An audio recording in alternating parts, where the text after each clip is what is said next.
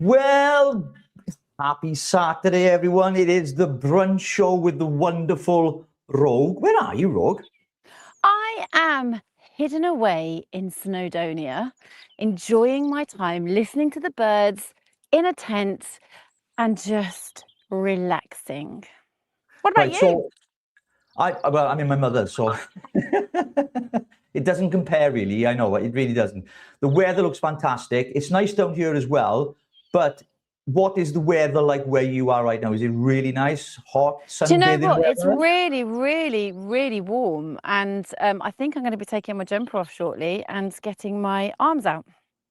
Okay, well, we won't do that on the live. I don't think that'd be a good idea, will it? Anyway, moving on. My arms? What are you saying about my arms?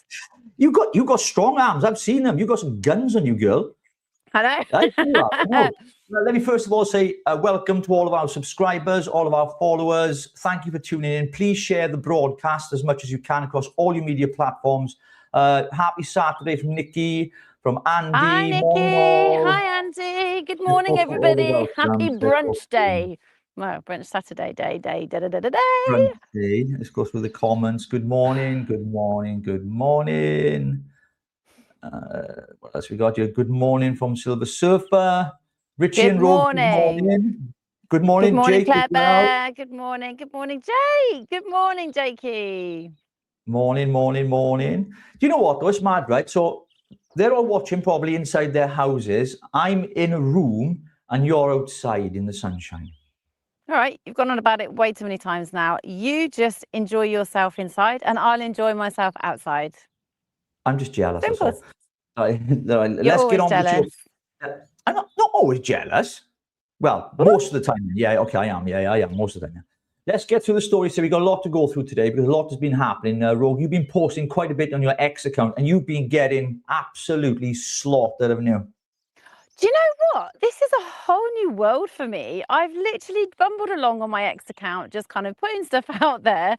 And then all of a sudden, I'm getting called a shill. I'm getting called, what else do they call me? They call me a wolf in sheep's clothing. They've said that I am, whatever. There's so many things that I'm being called and I'm just going, I have no clue why. I'm just literally bumbling along, doing my thing and just appreciating what is actually happening and trying to tell stories as they come out. Like today, there is breaking news just now. Yeah. There are 2 ballistic missiles that have been fired from Iran and they can actually reach 4,000 kilometers, right? And unfortunately, Trump has underestimated and he actually believed that it was only 2,000 kilometers that it could reach, which in turn means that it can actually hit America. So as Trump has just said, he's reeling back, and as Trump has just said that he's no longer going to be part of, I'm stepping back. Now it's for you guys to carry on sort of sorting it all out. Well, I think it's going to blow up now because the Iranians they're taking the piss a little bit. Don't you think? That was a good pun, that was. It's going to blow up now. Yeah. I didn't mean it. But Trump has also come back and said that he's going to hit their nuclear facility where they are producing those rockets as well. So the war is not going to stop. Let's be honest, it's going to continue. As long as Iran keep bombing other places, they're going to do it, innit? Yeah. So, Trump was like, look, I'm going to step back. You guys need to step up. And that really then started to put a bit of pressure on Keir Starmer and everybody else, like NATO. So we were just looking at it all and it's like, okay, here's a little bit of pressure. That's going to be kickstarting Starmer because he is as slow as a sloth. He is the slowest. I am going to call him Starmer the sloth. I like that. Starmer the sloth. He is so slow. He is totally inept as a prime minister, and he is causing so many problems for us as a people in every area. So quite frankly, we're needing to kind of, look at what's actually going on. Tommy Robinson posted something today as well. And he was just saying, Starmer, what are you doing? Like, this is what's going on. So there was an in-man that was speaking out, and the in-man was talking about, how it's time now for everybody to awaken. So basically, the sleeper cells are being awoken. And then we had a guy here who's saying, I have been ordained with this, so I will tell you when to wake up. It's fucking frightening. It is. Swearing on a Saturday morning. It is. I can't believe you just called Keir Starmer a sloth. That's the kindest thing you've ever said about him. Yeah, but it's just that. I'm really slow. Really slow. He is. And we've also had the guy that was attacking you on X, right? Here he is. Oh, yeah. So, right, his name is Walter. His name is Walter. And he started telling us that we were shills. He said that you're a convict, you're a nightmare, and that I'm just basically hanging out with you and we are causing problems. I just think, like, what the actual hell? You didn't like my news. You didn't like what I had to say. And so because you didn't like it, he started attacking me because he didn't want to believe it. Now, the actual tweet that I put out was actually about Comic Relief. Now, Comic Relief is run by shills. Now it really is run by shills. So we've got the lefty celebrities, we've got the lefty comics who aren't particularly funny anymore, especially Mr. Lenny Henry. So Comic Relief is being criticised for giving 400,000 to a charity helping illegal immigrants fight deportation. And then I put, will you be giving to Comic Relief tonight? Now, because it was last night. Now, everybody was saying no, no, no, no, no. But then guess what? This Wally, can we put Wally back on, please? Yeah, let's go. So Walter decided to come forth and call me a racist. I'm like, no.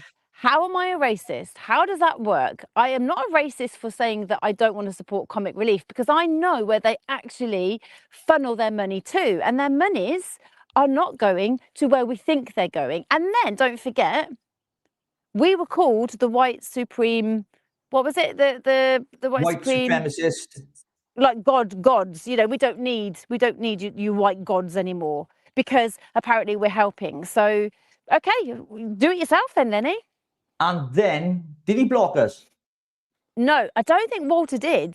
Walter didn't block us, but there was another guy that blocked us, and he jumped on with Walter. So there was just a few of them, all attacking me and calling me a racist. Now, I am not a racist. Like, that is, I've got, like, Indian. Like, my granddad was Indian. Like, I am not racist. What I don't like... Well, you've gone. There you are. I'm here. What I don't like is, you know, how the illegal immigrants are coming over and getting everything for free, and they are taking over in preferential treatment by our government. That is what I oppose. Absolutely. When you think of that £400,000, that's like nearly £500,000 going to support illegal immigrants. How is that right in any scene? But the thing is, not just Comic Relief, all these big organisations, these charities, they skim money off the top before it gets to the ground. So no matter where you are in the world, you know, Save the Children, for example, Oxfam were found guilty of trafficking young children, and people are still giving to these charities. Yeah, exactly. They don't get prosecuted. You know the RLNI? Is it RLNI? RNLI. That post you did, yeah. Yeah, I did another one. So again, they're actually the taxi service for the illegal immigrants. So anybody that's giving money to them, you're actually paying for the illegal immigrants to come in because they're taking them back and forth. It's just like it's just like a paid ferry that you're giving the money to. I mean, they're taking everything anyway. I'm sorry, it really pisses me off. Yeah, well, we know that. Yeah, and to follow your X account, because you do post like marvelous stuff. It's at Rogue Unfiltered.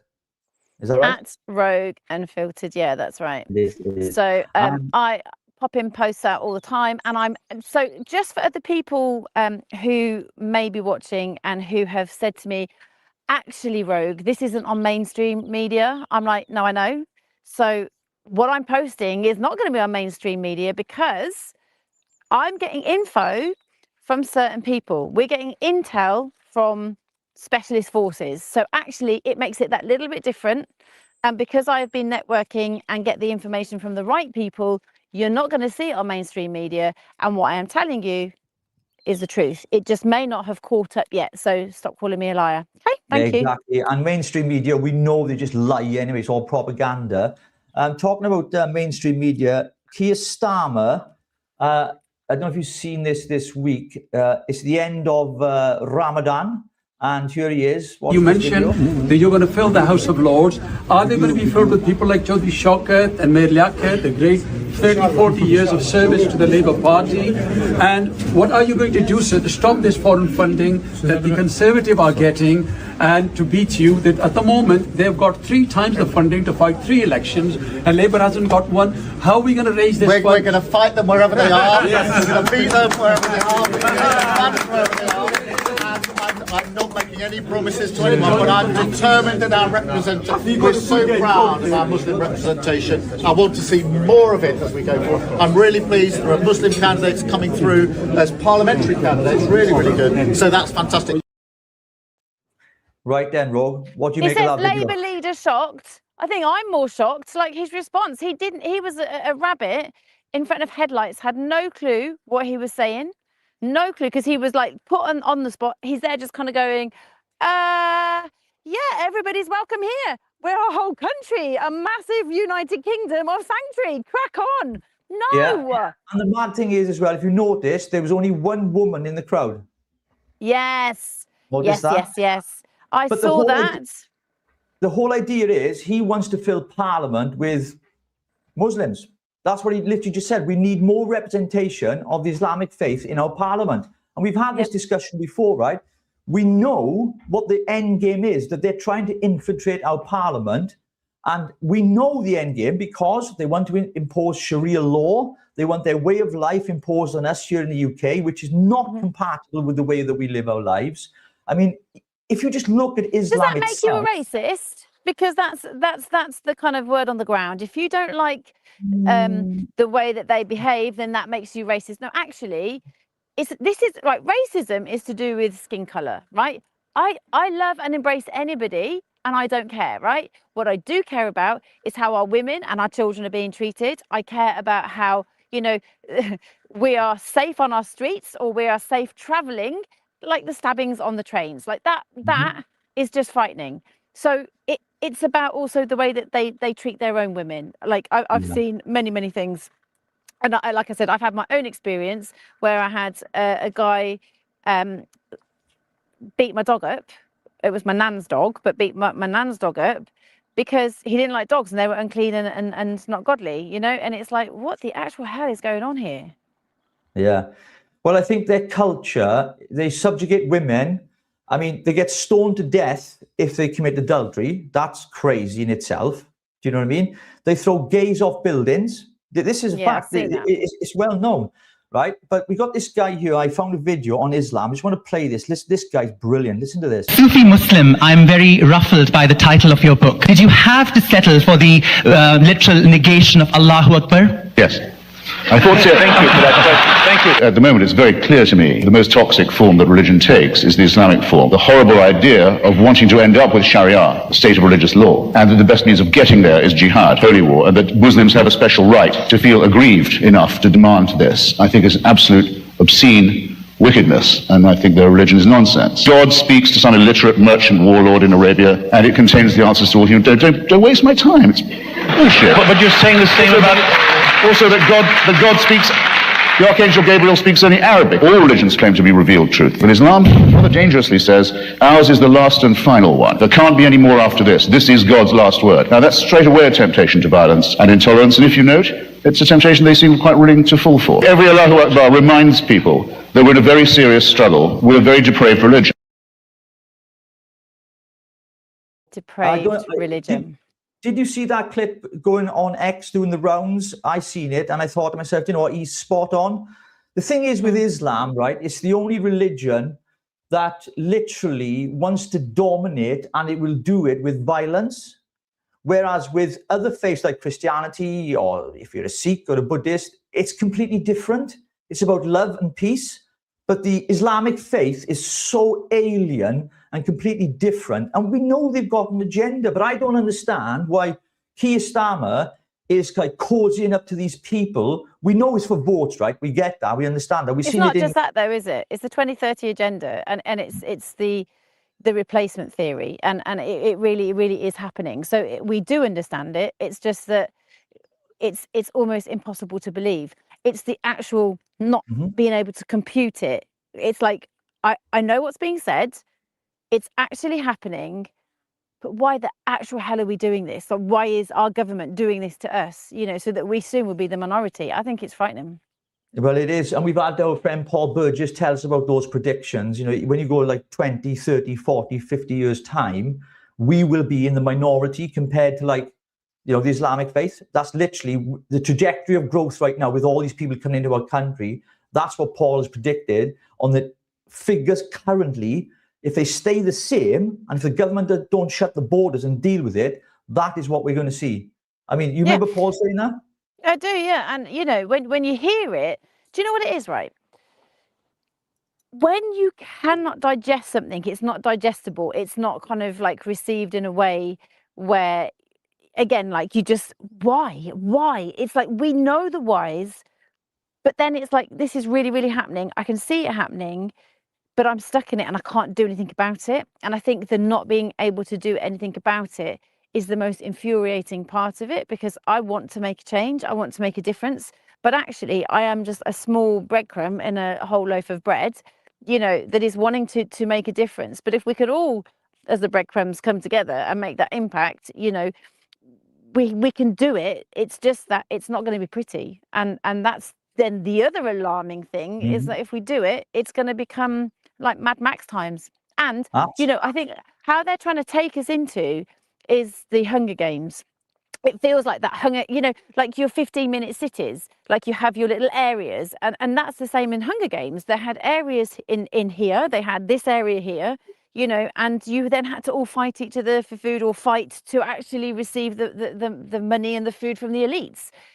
They tell you in their films in preparation for what's to come. Absolutely. The only person that could potentially stop it, but we know he's not going to, is the king. Yeah. Right. Because he's part of it. He's part of the global agenda. He's part of the globalist, elitist, you know, bullshit. You know, look at what his brother was doing. You know, Epstein files, the whole thing is so corrupt. It's intrinsically corrupt. So how do you, even if you pull King Charles out, somebody above him, you know, and somebody within the family will start to manipulate, and then it's too far gone.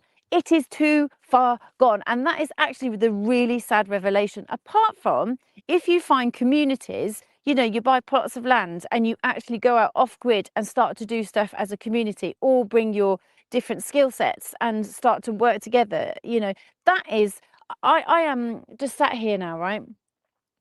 It is peaceful. It is quiet. The birds are singing. The sheep are bleating. You know, it's lambing season at the moment. You're you know, definitely you've got Wales this, then. yeah, I've got the sea, you know, over there. I've got the estuary over there, and I'm in mountains, and it is the most incredible space just to be and just to breathe and just to, you know, detox. Because when you are in the heightened state that we are, like understanding what's going on, it really can cause, I'm going to say heartburn, because I think it's actually caused me massive heartburn of late. It's the stress levels. It can really start to mess with your whole body's arrhythmia, you know, and it can actually mess it up. So you have to take time out. But if we were to find communities and buy plots of land, but don't forget, the government have already put in place during the COVID lockdown that they can actually do land grabs. So whichever way we go, by the end of it, we're going to be fucked. Yeah. So talking about land grabs and the government, right? The government at the moment, they're looking at attacking the farmers, taking their land, placing solar panels all over the place as well. So even the idea of living off grid, which a lot of people that are awake to all of this, like they're all saying, and we've got to live off grid, we've got to get prepared, we've got to make sure, like blackouts are coming, we've been told that because there's an energy crisis. People are looking at these alternatives. I know you have, Rogue, because you've been like collecting loads of stuff and getting things ready. I'm ready. I've got my 2x2s, my 2x2s. I've got my equipment. I've got, you know, everything that I need ready. I've got food supplies that have been, you know, backlogged and stored. You know, I don't know if you noticed, people probably will have noticed this, right? What they're doing at the moment as well is they are reducing the shelf life. So people are the government, are aware that people are starting to collect and to save and to store. And in that, they're going, right, okay, actually, so they're reducing the shelf life, and they're basically causing us to, whatever we're putting in storage and to preserve, like reservation, preserve for when the catastrophe happens, because it is going to happen. And I don't care what anybody says, we are heading to a blackout here. The whole world is going to be in blackout at some point, right? And because of that, people are going to go into frantic mode. People are going to start killing each other. What's that film where they had one day, The Purge? The Purge. It's like everybody had one day. They had a countdown on their watch, didn't they? No. Or on their arm? No. That's a completely different film. So they literally go out. They had one day and they could ransack any house. They could go out and kill anybody. They could literally do what they wanted to do. But we won't have just the one day. When the blackout happens, everybody's going to go into panic mode and everybody was just creating war with each other. And we need to not have that. We need to have a group of people, which is why actually we're setting up an SOS WhatsApp group. And the SOS WhatsApp group is for a group of people who want to learn survival skills. We have a professional survival specialist, and he is going to do some courses this year. And we are going to basically take anybody on. So we're going to do like weekends or 3 or 4 day camps where we'll teach you about health. We'll teach you about like how to collect water and to filter the water properly. You know, how to basic stuff, you know, even like building your own fires, because some people, you know, if you've lived in the city, you haven't needed to. So we're going to be teaching every single aspect about survival this summer. So we're going to set up some courses for people. And yeah, we'd love anybody who is serious about this stuff to kind of jump on and join. Yeah, and it'll be free. So that's another idea. That's brilliant. So if you want to find out more, go to richierogue.com and email us and we can tell you about some of the dates. 2 things I want to say though, Rogue. I've seen how many candles you've got. You've got more candles than the Vatican itself, right? So I know you're prepared. I really do, right? But look, a lot of people are skeptical, right? Between like what is conspiracy and what is truth. What's the difference? 6 weeks? Yeah, exactly that. It literally is that. I mean, our friend Joak, he put a video out yesterday on his, I think it was on his on his Facebook page, talking about some information he's had about the Islamic kind of invasion of our country. And because we know he does deep investigative work, doesn't he? He's very thorough in what he does. So I'm just going to play his clip for our folks, just to give me a sec. That document in Arabic. Tonight, I've now put on my website the full document from the Muslim Brotherhood. It was created in 2017. Now this document portrays and shows you an organisation that's nearly 100 years old, with a head office in the UK in London, banned by 27 of the European Parliament members, banned by the USA, banned by Russia. The list is endless. Yet we are good company. Iran, Yemen, Ukraine haven't banned them. So, you read the document, and that document in Arabic, now translated English for you, will show you what their intentions are with the UK. You cannot afford to ignore that document. If you've not got time to read it and scroll through, with the greatest respect, you're part of the problem. Please don't be. Help me share this information. And I wasn't being disrespectful, just honest. This is really important. www.jaoc.org.uk. You'll find it on my website now to download. I'll post more updates as we get them during the evening. That's our good friend Joak, and you've been speaking a lot to him as well, and we both have, but he is right deep into all this stuff. He does his research and is thorough, and obviously, like what he just said there is quite serious. Very serious. Why don't we ban the Muslim Brotherhood in this country? We just seen Starmer there with all these Muslims. There was a guy in his ear telling him what to say. If you just listen to that video. But America have banned them. They're prescribed as a terrorist group. Other countries have. I think, was it 27 countries have? Why don't we do that in the UK? What is wrong with us? What is wrong with us? Because it's not us. It's not us. You know, everybody is demanding that Keir leaves. Everybody is saying resign, resign, resign. There's only like a handful of people that are saying no, no, no, he's doing a really good job. We all know that's bullshit. He is flipping so far from doing a good job. But the thing is, right, he is under Blair. Blair is the devil incarnate. Then you've got who is above Blair. So then it becomes like, obviously he was wanting to join the WEF, wasn't he? And there's a whole host of kind of organizations that he would like to join and be part of. And now I believe Trump has kind of put him in charge over there for keeping him close, you know, keeping an eye on him. But who is above them all? You know, again, we all know who is above them all, but we just don't know their faces. We don't know the actual names or the actual people, but we know it's the elites and they are pulling the strings. Yeah, and literally, like, they are beyond prosecution. Nothing can be done about it because they protect themselves. They own the world. Literally, but we don't know who they are. We don't know their names. No. So how can we change that? Well, we can't. Again, we have to change us. And this is the thing, right? I like that. So we have to change it. I like that. Look, if you're in a really shit relationship, right, and you're moaning at the other person and it's like, oh my God, like they're doing this, they're doing that, they always do this, they always do that, da. You know what? You can either get out of it and stop moaning about it and actually change it. Now, you can get out of it by, again, like I said, what can we do? We can stop paying our taxes. We can stop paying, you know, for certain things. We can all go cash, because what they're trying to do, like when people still are part, like Joe then just said, if you don't read it all, you're part of the problem. And also, if you're not using cash, you're part of the problem.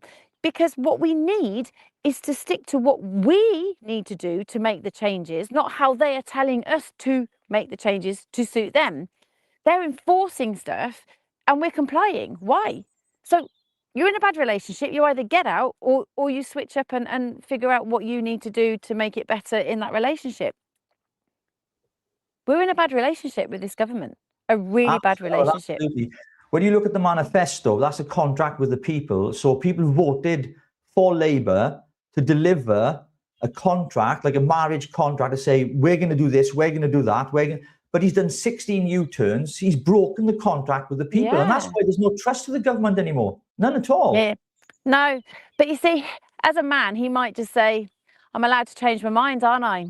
And I would say, no, you're not. If you've written a contract down and you've done a manifesto between the relationship of man and you as the government and us as the people, then you haven't got the right to change your mind because you've said it. Okay? Is there hidden messages going on here? You're funny.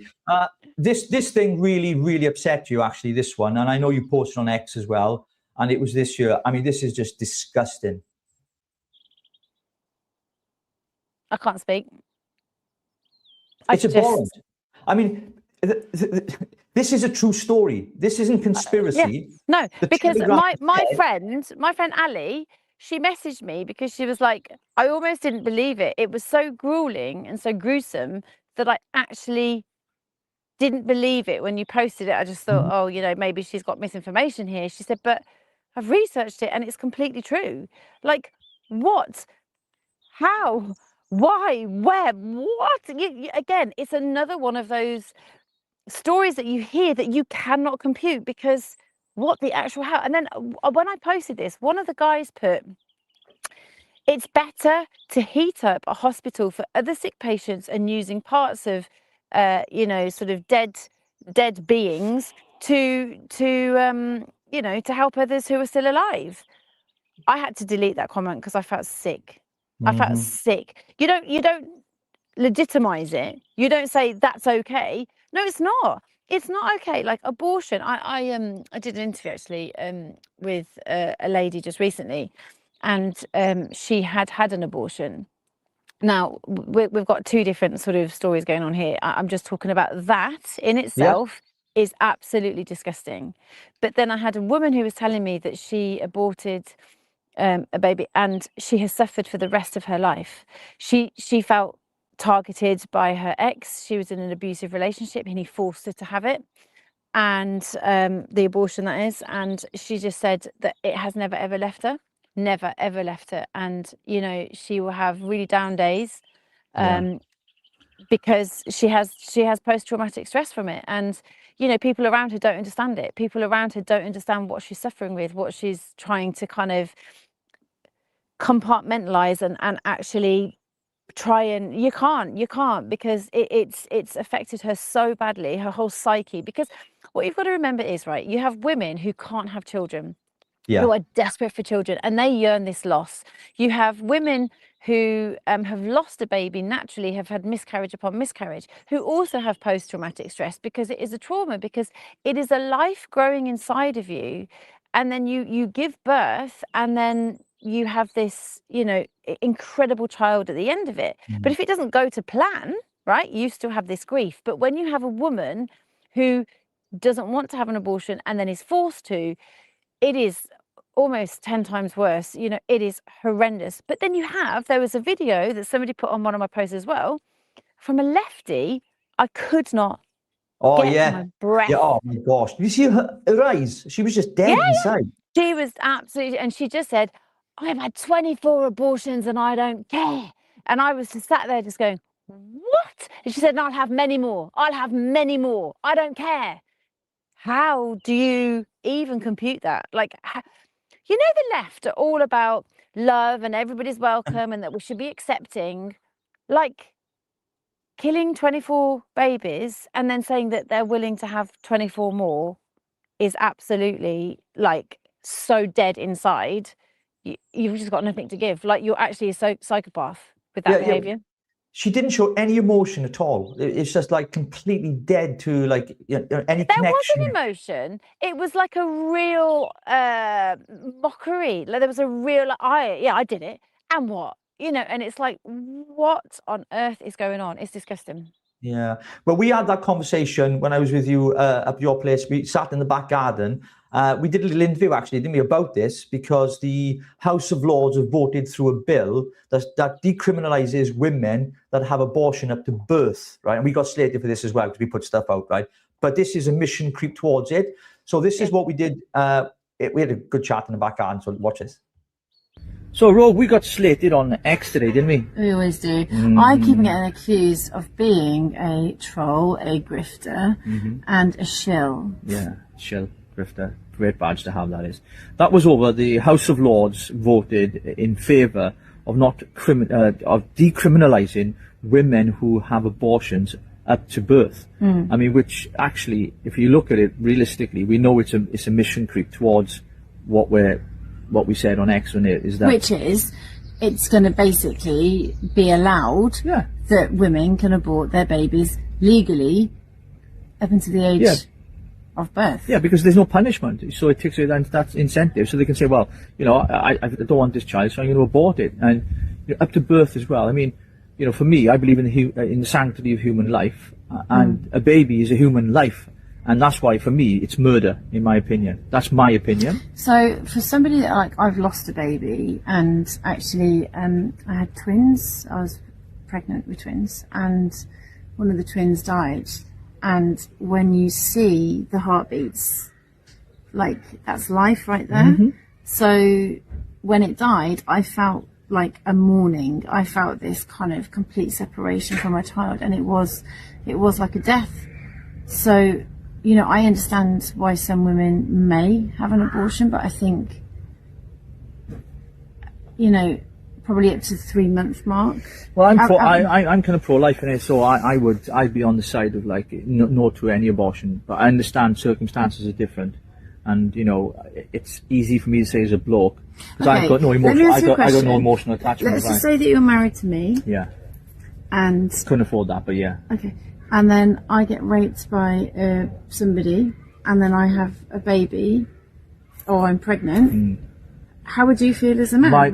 Would you still be pro-life? I would be, yeah. I actually You'd would. say that you'd keep this baby Yeah, I and you'd would. look after this baby I with actually you. would. It wouldn't be easy. It'd be hard. It'd be difficult. Imagine as a mother. Yeah, it'd be difficult, but I think, you know, if that is my conviction, that it's a human life, and to get rid of that through abortion, to me, is principally wrong, then yeah, I would. But you're not carrying it. Like That's what I mean. But you are pro-life. Yeah. Right, and I understand that because I am too, like I said. But I also have to say that if I was to go through a situation where, let's just say it was, I don't know, like a horrendous grooming gang and a rape, I could not cope with that. But I'd understand that, but I'd support that as well. So if someone in your position, if that happened to you, and you'd said to me, look, Rich, as your husband, if we were married, and you said to me, look, I don't feel I can do this, I'd support you either way, because it's your body. It's not my choice. It's your body, you know, and I'd have to journey with you on those emotions and be there. So then you're going against being pro-life then? Well, not really, no, because I'm respecting, because part of not just pro-life, part of being a Christian with the values that we have is that we believe in bodily choice, bodily autonomy. It's your body. I might not agree with what you do, but if I love you, I should still support you, even though I don't agree with what you do. You know, that's what love does. You don't agree with anything I do, you still love me. You don't agree with most of the things I do, to be honest, but you still love me. And I think that's the most important part of all. But it's not an easy thing. But I do think, though, that this is kind of a mission creep that Labour in particular are looking at doing. And look at the assisted dying bill, for example. Scotland voted against it, thank God. They were pushing for that. Now there's been this massive delay in the House of Commons and it going through, so that's unlikely to go through. Who else is like coming back on and saying that they don't want the dying assisted? Well, I'm not sure. I've been following stuff in the Senate and the Welsh Parliament, but there's a lot of other stuff being debated at the moment. But you know, principally, you know, a human life begins, Christians believe, at that moment of concept. And what's it called? When you conceive. Yeah, that's the word. Concept. Conceive. When you conceive. Conception. Conception. Yeah. Contraception. That would be easier, wouldn't it? I mean, it would have been easier if Stan was mother and father used contraception. It would have been a lot easier. Like, we wouldn't have to put up with him. Do you know what I'm saying? It would have been better if she'd have swallowed him. Yeah, well, yes, I agree with you. I agree. Mind you, it must have tasted awful, though, if you did. Enough now. I had to turn that off. I think I should have ended. I should have edited some of that. I didn't do it. Oh my God! No, my gosh. No, but it is a serious topic as well, isn't it? We had a laugh at the end of it, but like, it's easier for a man to have a position because he's not carrying a child inside of him, and a woman has that connection, maternal connection, that the man doesn't have. So, you know, when men say things like, oh, well, yeah, you shouldn't have abortion, shouldn't have abortion. I just believe in your rights as a woman. You do what is right for you. You know, even if I didn't agree with it, if we were married and you love someone you marry and they do something you don't agree with, you still love them, you still support them. You know, it's... Yeah, but it normally causes a massive, like, rift in a relationship, right? If I have counselled couples that have lost a baby and then, like, or, you know, the husband's forced, you know, pushed the woman to have an abortion. I've counselled people who have gone through that. And actually, I can tell you pretty much 9 out of 10 of those couples are now divorced. You don't accept that behaviour. You don't tolerate that behaviour. There are certain behaviours that you will not tolerate. And then it's done. It's just gone. And you lose it because there is this fraction, you know, in the woman and her identity and what makes her feel safe, what makes her feel valued and valid. If you're not feeling valued or valid and you're having, you know, something that has been stripped away from you, which is your safety or is, you know, that very kind of essence of you, which is my baby that I have just lost, you know, or being forced to abort, you know, I'm afraid, you know, as much as a man can sort of want to be there, it causes problems. It causes emotional damage, I'm afraid. Oh, absolutely. It really does. Talking about damage, let's talk about the damage Ed Miliband has been doing to the country. Oh, my God. That man is a loony. Absolutely. Does anybody take him seriously? Like, nobody takes Keir seriously. Nobody takes Lammy seriously. And I cannot believe that anybody takes that dude seriously.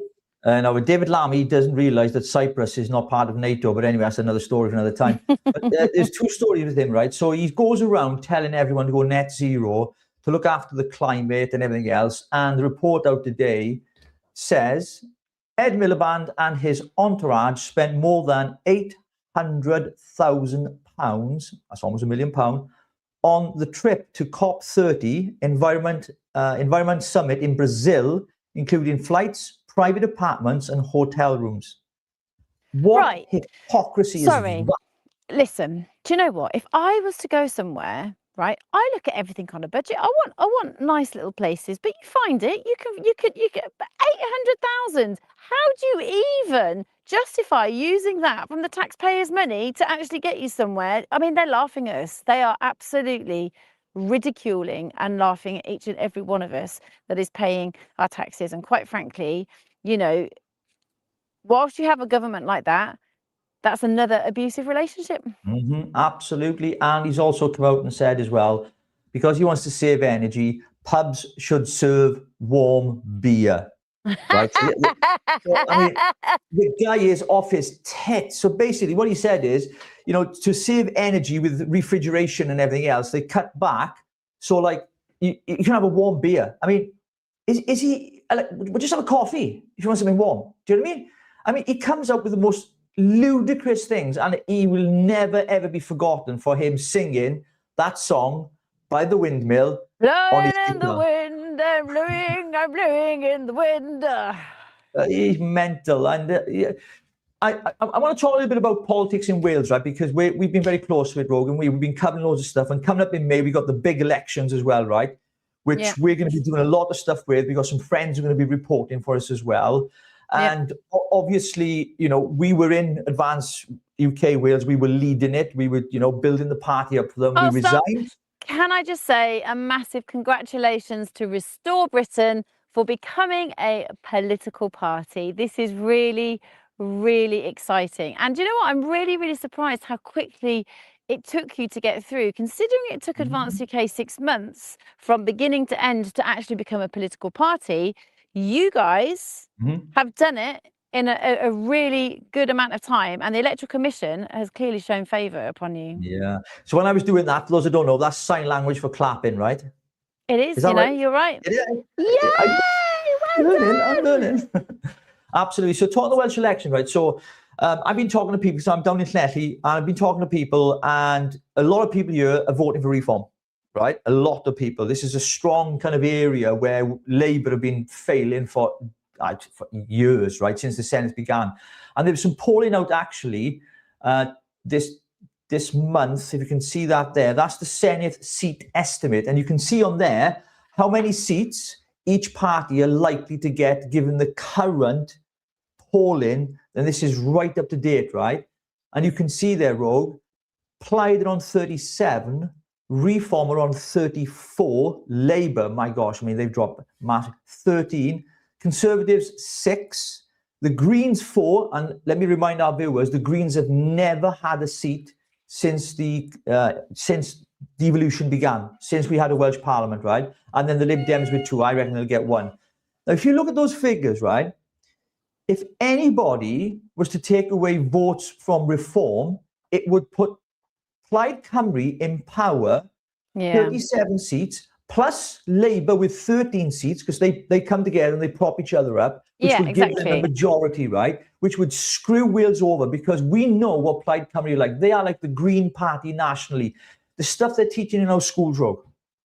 Yeah, I mean, education is so backwards here, because you've got Welsh being taught, which is fine because Welsh is a beautiful language. And, you know, if you're living in Wales, I think you need to honour that country. But, you know, they are avid Welsh patriots, and, you know, they are about, they don't want it to be devolved, you know, but in education, they're talking about sexualization of children. Again, they're very woke liberals, you know, they're very woke lefties. They stand there and they talk about children at the age of 3 touching themselves. They're telling the age of 5 that they're allowed to make their own decision about being a boy or a girl. So you have this really deep intrinsic corruption that they're trying to corrupt our children from a very early age in the school remit. So when you hand them over, there's also actually within Wales, you're not allowed to oppose it. You're not allowed to oppose what they're saying. So if they want to take your children to a mosque, they're allowed to, and you're not allowed to oppose it, because otherwise you'll be safeguarded. So no matter what you do in this chess game, you are stuck. So the education system is actually a regime. It's very, very tough as a parent in Wales, and Plaid Cymru, the Greens and Labour are all one of the same, and that needs to stop. They are, and also what they do as well, if you take your child out of a particular lesson or a class, they can penalise you and fine you, even take you to court in some cases. So like, that's why they want to ban homeschooling, right? Because they want to indoctrinate our children. So now they're moving towards like, well, you know, let's stop people being homeschooled. I mean, you know, you've experienced this yourself, right? You know how important it is, home educating your children. We got friends who do it, right? And they're very intelligent kids. You know, they're experiencing life in a much better way. It's not like, you know, they're not being drilled with stuff. You have to believe this. This is what's real. They get to see it for themselves and make their own mind up. It's like critical thinking has been taken away from them. And I think that is so essential, rather than indoctrinating children and telling them this is how it is. Because I think it was the Catholic Church, actually, they said, if you give us a child from the age of 0 to 7, everything that child will learn during that period, he'll become the man later in life that he learned everything from 0 to 7. I mean, I don't know if it's true, but it's a statistic the Catholic Church put up many, many years ago. And I'm just really worried. I think it's about the development ages. You know, you have like the kind of development stages within a child, and, you know, sort of 0 to 3 is just kind of like that excelling in their growth, and then they're learning and understanding their kind of ability to talk, to, you know, receive stuff. So it's reception. So it's like receptive kind of behaviors where you take in everything, you learn, you echo everything, you behave in a way, and, you know, all the way up to 7 is when you first go to school. So it is this really important time, really, really, really important time for them, and then to go into school to then be indoctrinated further, I'm afraid, you know, being told how to do it, how to behave is again, we as parents lose the right as parents when they are handed over within the state. Absolutely, we are indeed. I'm just going to I'm trying to find a video around that a second. Give me 2 seconds. Let me have a look here. I think it's gone. Yeah, it has. So education in Wales, if you look at the economy in Wales, you look at jobs in Wales, if you look at the health service in Wales, it's one of the worst in the whole United Kingdom. If you look at, you mentioned education, we have children leaving our schools not able to read or write. I can't say too much because you've seen my writing, right? But you know what I'm saying, right? You write like a doctor. It's just scribble, and I'm what it is. It's just scribble, and I'm like, what on earth does that say? No, but when I leave you a post-it note, a nice one like that, I take my time. It's just like I'm so used to using keyboards and all that now. I just think the art of writing's gone, isn't it? Let's be honest. Children using iPads in school. It's gone. Exactly that. I agree. Everything is digitalized, everything's computerized, and that's why we need to be taking stock. You see, what's happening is, right, the family unit is breaking down. So you've got mom, dad who are like rushing around trying to get kids ready, usher them to school, they go to work to earn a living, to survive, to be able to give the children what they need, what they want, or even just to actually stay afloat at the moment with how the economy is. And then, you know, you've got the children that are needing their maternal and paternal input. They're needing that influence. They're needing that relevance from, you know, in their life from their parents. You have to have that family unit that works. Now, the destruction of that and the demise of that is creating more gang mentality, more problems, you know, and a lack in their understanding, or they're finding the different kind of people. I'm going to just tell you one story, right? So if you are around certain people, you know, you do know that the more time you're around certain people, the more that you become like that person. So you'll pick up little traits. Birds of a feather flock together and all that. Yeah, you'll pick up little quirks, little traits. And, you know, so the children are around other children. Now, if you are around, right, so I did some research, right? And there were a group of families who had all gone through this complete family unit breakdown. And they were then all put in emergency housing. So some had gone through abuse, some had gone through alcoholism, some had gone through drug rehabilitation, some had gone through just like a partner had died. But they'd all had to go into emergency housing. And in this emergency housing, everybody was so broken that broken bred broken. So it was just breeding more and more brokenness, because everybody was just really fractured, everybody wasn't recovered, and then there became this animosity in house there. So nobody was coming together to be like culturally stronger or community like strong. It was all about having to protect ourselves, look after each other, make sure that, you know, I'm all right, Jack, you know, that person, everybody was just kind of separated, looking after themselves. And it was really, really interesting to kind of go into that kind of scenario, just to try to dissect it. And actually not necessarily just a case study, because I actually helped a few people, but it was just to kind of determine what really happens when broken families are, you know, struggling. It just becomes broken breeds broken. Yeah, it's almost like a repetitive thing, isn't it? Like they say, there's a saying, abusers abuse. I know that's not the case with everybody, but that is a general kind of phrase that people use, and it does happen. And I think it's the kind of same thing. You need to separate or remove yourself away, because when I was running the rehabs, one of the things we used to do was we separated people. For the first 3 months, they weren't allowed any contact with any friends or even their own family. And people used to think that was cruel, but we had to do it. Every place does it. Every we had place. to.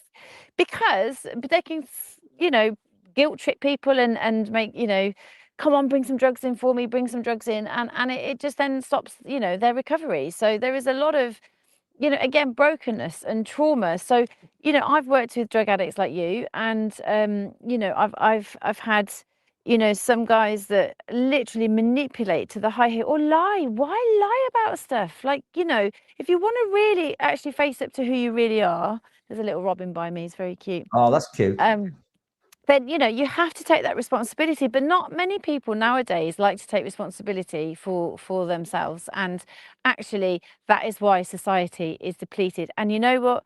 You know, we say that we're a Christian country. What is the first rule, you know, within the 10 Commandments? Like, thou shalt not lie. No, like, come on. No. The first one, thou shalt not kill, is the first commandment. Well, I think it should be, you kill people when you lie. So actually, literally, I think, yeah, there needs to be a lot of looking at the if we're saying that we're a Christian country, let's start looking at the 10 Commandments and actually sort of applying that to us. You know, they're basic and they're genuine. What really should actually keep this this country afloat. Absolutely. I do not cover your neighbour's wife as well. That's another one as well, isn't it? You know, what else is in there? Thou shalt not kill. Thou shalt not lie. Yeah. Thou shalt not covet your neighbour's wife. Love thy neighbour as you love thyself. Is that one? No, I think Jesus said that. I think. Why do I not know the 10 Commandments? I think we need to go back to church. I think so. I think that's not a bad shout. You are right. I just want to come up to the end of our show, nearly an hour, but I want to cover this because it's about Wales and the Senate elections, right? I showed the poll in there, right? Yep. And one of our friends, Dan from The Voice of Wales, put a video out, which I thought was incredibly accurate, correct, precise on, I'm going to mention it, Advance UK here in Wales standing in the Senate elections, which we've said, both of us, it's political suicide. And he posted this. Now they're a political, now Restore a political, they're not going to stand in Wales, are they? No. So because they're not going to stand in Wales, we have to really take that kind of jump to actually vote for reform. Like you put that up a minute ago, you look at the seats, right? Reform is just underplied, right? And we can no longer have Plaid in because it's like having the Greens in. We need Labour out, and we cannot have that entry where Plaid can come in. And that's where Advance is jeopardising what we are wanting to do here in Wales. And if they do that, I can honestly tell you, not one person in Wales will ever receive them in this country again. Yeah, and I want to say there might be Advance members watching this, and I want them to see this clip because there's lies in it. there's people have been misled, and I think the interview that Faith Jarvis did with Ben Habib and Richard Thompson, the director, what Dan does, he points out the intrinsic differences, the indifferences, yeah. So let's watch this and we'll be straight back, guys. Right, Voice of Wales has been very vocal about advanced UK Wales standing in Wales. And we took issue with when Faith Jarvis said how there was so much misinformation out there when it comes to standing candidates in Wales. Pete Prosser was asked the question, how many candidates? And he says 16, right? So what I want to show you now, because Faith has done more interviews, is the reality and who was putting out the misinformation. So here's what Pete Prosser had to say. I don't know. It's going to be an interesting run, isn't it? So how many candidates have we got? So we have candidates for every constituency here. Oh. So there's 16 constituencies. Yeah. And at the moment, we don't have enough to field 6 candidates for each space. We are currently still recruiting candidates. Right. And we've got some great people going online. Yeah. So how many we will actually stand at the end of the day, I don't know. But we plan to stand fully across Wales. Oh, because I was of the understanding that you guys were like, there was very little of you. And you weren't in... You've been listening to a few funny people. But this is what I mean. It's because I think there's so much misinformation that I don't think the people really understand what's happening in the background. No, exactly. Do you know what I mean? And this is why I wanted to do this podcast with you. Fantastic. Having know who you are and then hearing some information going, that doesn't match up. Yes. Do you know what I mean? So you have candidates in every constituency in Wales. Yes. There is someone to vote for in every constituency. Yes. Yeah. That's going to blow some people out of the water, I know it is. And then more recently, the guy who's just won under Ben, Richard Thompson, I think his name is, he was asked the same question. And this is what he had to say.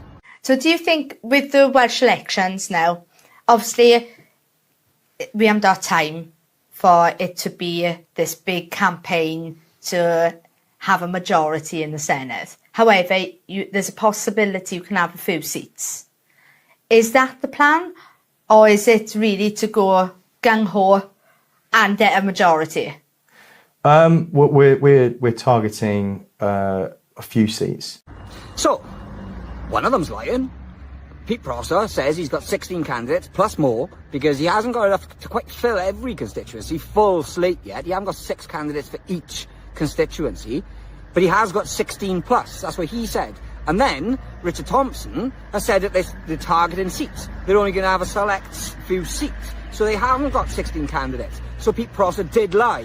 And Faith Jarvis went along with it, calling it misinformation, as if we are putting out misinformation for saying that there's no chance in hell. He has 16 candidates ready to go. That's a lie, and she didn't challenge him on it. And now you've got the guy who's one underneath Ben confirming that we were right, that he doesn't have 16 candidates, and also confirming that the misinformation was coming from Pete Prosser, and I suppose as a byproduct of that, Faith Jarvis, who published it and didn't push it back. So, I'm going to say again, Faith owes us an apology. Faith owes Richie and Rogue an apology. So if anybody does deserve to go on the podcast and give the right to reply, it's Richie and Rogue, because of the slanderous lies that were put out about them by Pete Prosser and unchallenged by... There we go. We didn't need to say it. Someone else said it for us. You know, at the end of the day, we've always walked in truth and transparency. You know, when we were traveling, building up the party, we made it clear that standing in the Senate elections, there's not enough time. Plus, as well, we're not going to win any seats, and we were building for 2029. And then this guy comes in, and they kind of like said that the previous leadership, which includes me, myself, and you, Rogue, that like we were useless or we were misleading people or what? I mean, we did everything by the book. We traveled down Wales. We got loads of people to join the party. We were holding meetings everywhere. And I just find it astounding. The full interview, actually, and I watched it this morning. I watched it back, actually. Richard said, when the Senate elections come up, Ben's going to be all around Wales. Well, we were putting meetings on in Wales, and he was nowhere to be seen. I mean, what's that about? He didn't turn up to even the Christmas party that we put on, and he was supposed to be there. He decided instead of the people of Wales that were voting and standing for him, he decided that to have a meeting with an investor was more important. Bearing in mind, he'd known about this meeting for 4 months. So he knew what was happening. It just that it had to change location at the time. So that was unfortunate that we had to change location, but he still knew on that day he was coming to Wales. So unfortunately, you know, the people, there was, a massive gasp of shock that he wasn't turning up. There was disappointment. And then I think the scale started to come off people's eyes. It was like, this man is not who he says he is. You know, he's all about being on TV. He's all about showing his face. He's all about standing up for a party and speaking the right words. But actually, when it really comes to the crux of it, where is he? Where is he? And, you know, ultimately, you know, we've had people come to us and say they're no longer part of Advance on the premise that actually it was yourself and me that were traveling and meeting them and keeping the momentum going that actually kept them involved and kept them strong in their, you know, belief in Ben, because we believed in Ben. But unfortunately, you know, you can only take so much and you can only listen to so many words and then recognize that their actions are not what they're saying.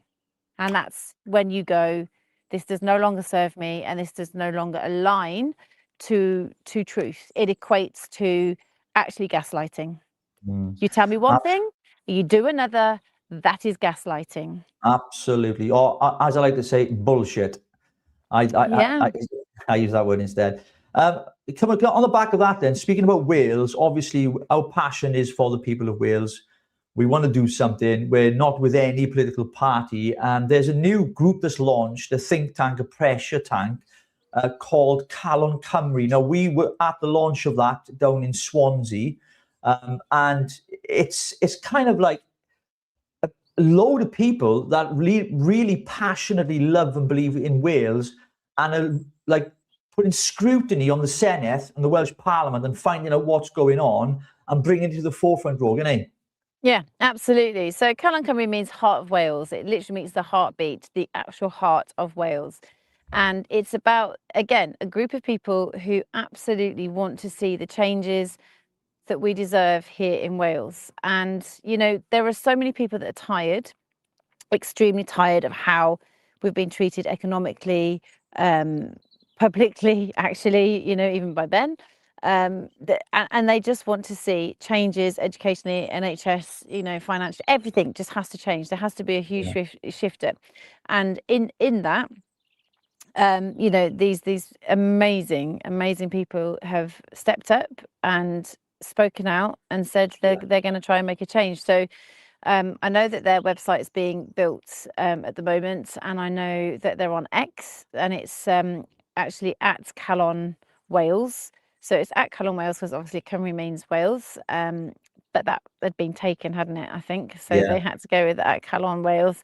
So look them up, look at the hard work, you know, that's going into it. They're putting amazing stats out. They're putting all the right information, daily updates to help you guys understand what's going on in Wales. So please give at Calon Wales a follow.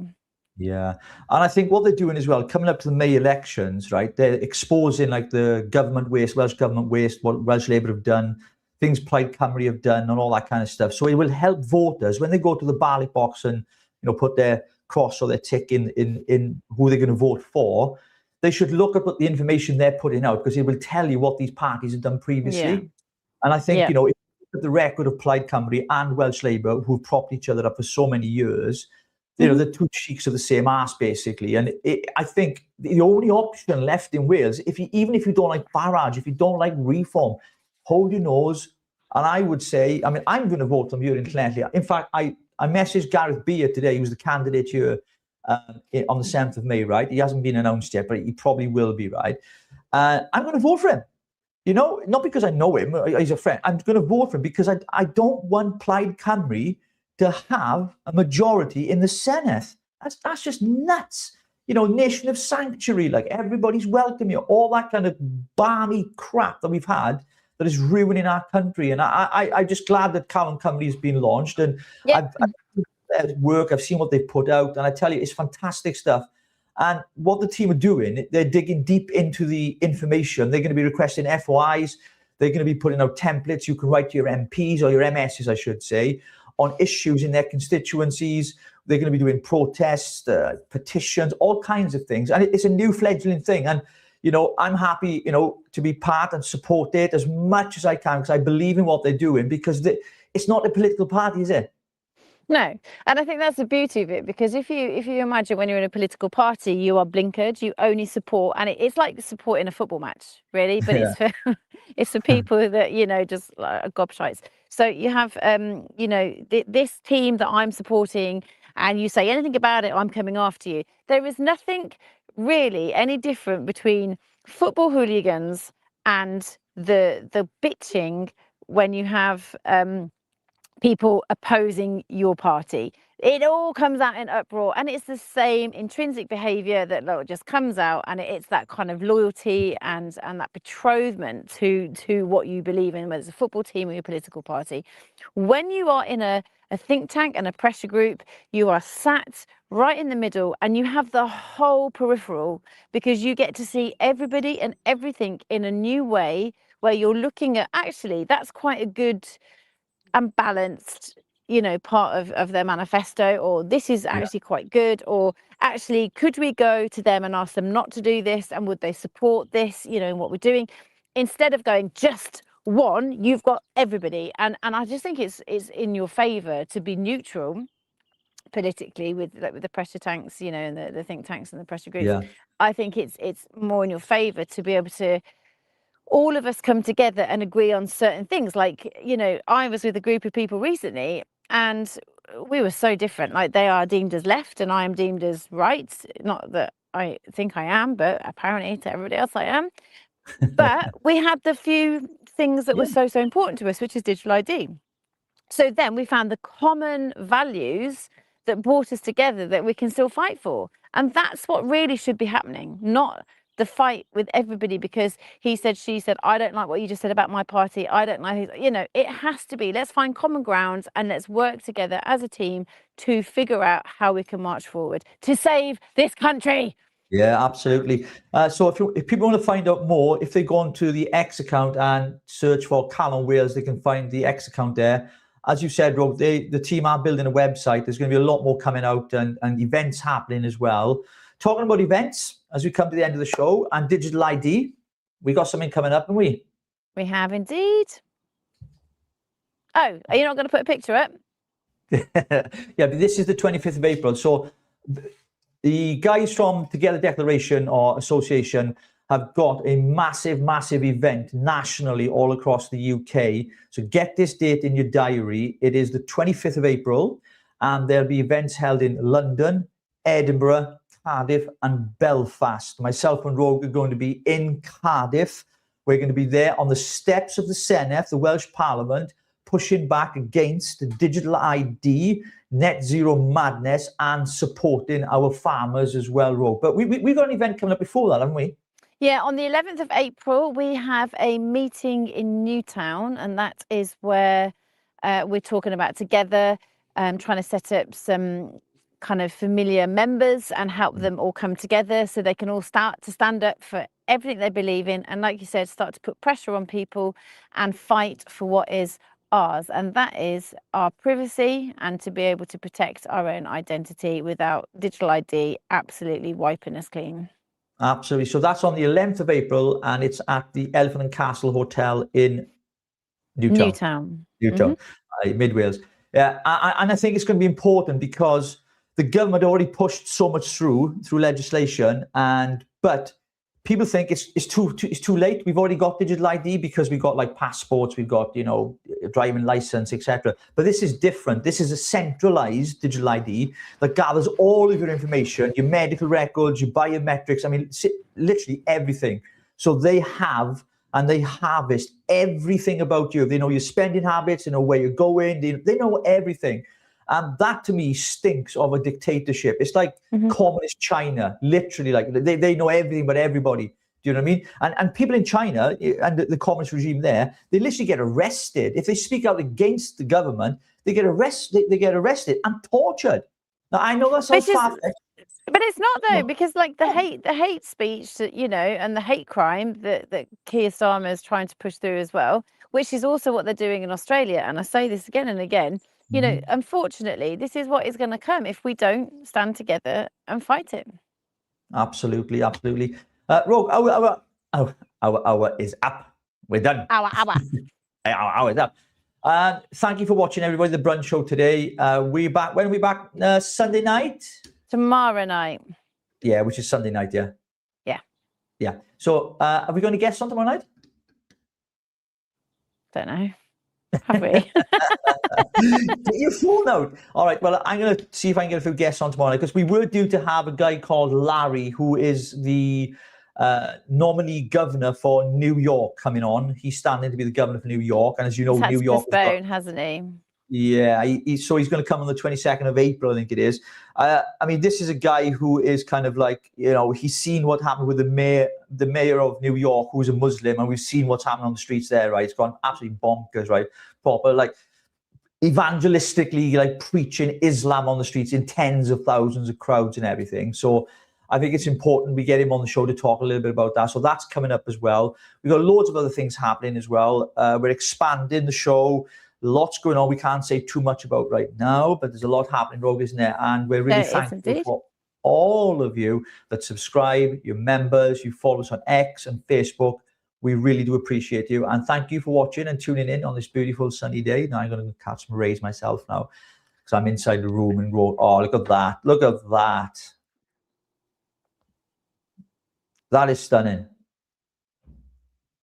Beautiful. Absolutely stunning.